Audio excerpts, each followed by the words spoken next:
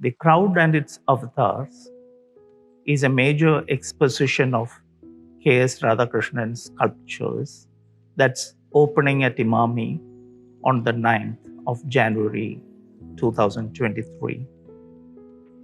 It has two parts to it. One is a large 50-figure sculpture, which is called the Crowd, which you have on the ground floor. And the other part is a series of individual sculptures, big and small, which will be part of the exhibition, but it will be exhibited separately on the 4th floor of the gallery. And I'm quite happy that Radhakrishnan, the sculptor, is here with me this evening. Radha, I think this is your exhibition in Kolkata for a very long time. I mean, maybe you had it in 2008? 2008. Yes. Okay. In 2008, I had my large exhibition, I should say. That was probably the first exhibition in Kolkata, Birla Academy. Yeah. There also I had a very major work, one of the largest, multiple figures composition kind of thing. Because that time itself, that this multiplicity and the kind of connectivity between people has always been a kind of a thread that was woven to be together and making a kind of a movement in my work. And of course, that work was exhibited in many places and all.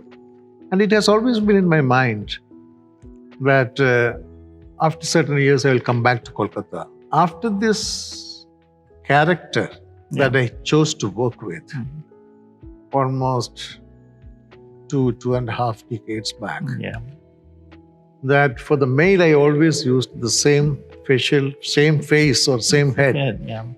And then the female counterpart was conceived as a kind of a takeoff from the male character. So Musui was somebody whom we knew in Santiniketan, where you were a student there. That's right. And he entered your art a little later. I mean, he was there as a model to start with, but I think he entered maybe after you went to Delhi and a few years later. Musui was a kind of, he's a Santal boy to who I met with. And when I met him, he was kind of, his age was almost like my contemporary life. A kind of a connection was built. And when I used him as a model, then the kind of expression holding that head was carried, which really became a kind of a permanent fixture in my studio wherever I went.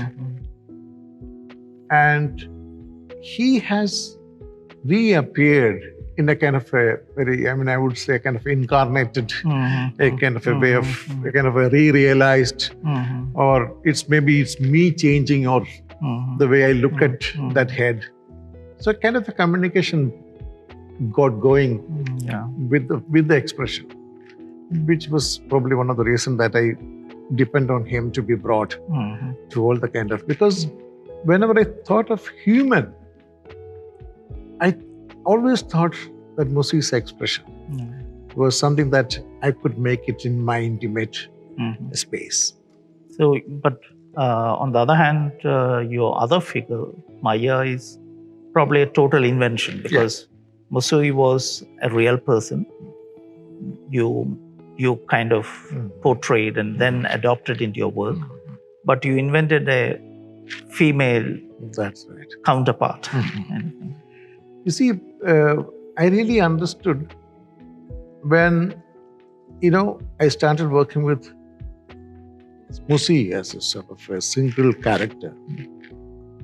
Things were not really getting complete, having no counterpart.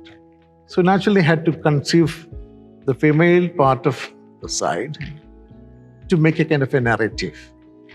Because initially to start with, Musi was hosting characters. And so is Maya. Even not that they are always hosting the characters that are well known. Also, sometimes I remember one of the characters that may be an object, like a kind of windmill. So she had to become a windmill and he. So there, I understood that anything that was sort of giving an energy that gave to me. So you want the sculpture to be, looked at from outside, but also you want the viewers to go in and experience it from within the sculpture. Exactly, because I always felt when the very time that when I thought about the idea of this crowd, that it's more of an experience. Because I don't have any kind of an answer to any kind of a questions, but probably it does different to people.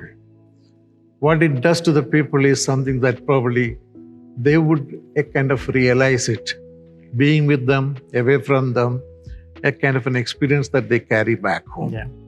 That's what the whole idea of this crowd.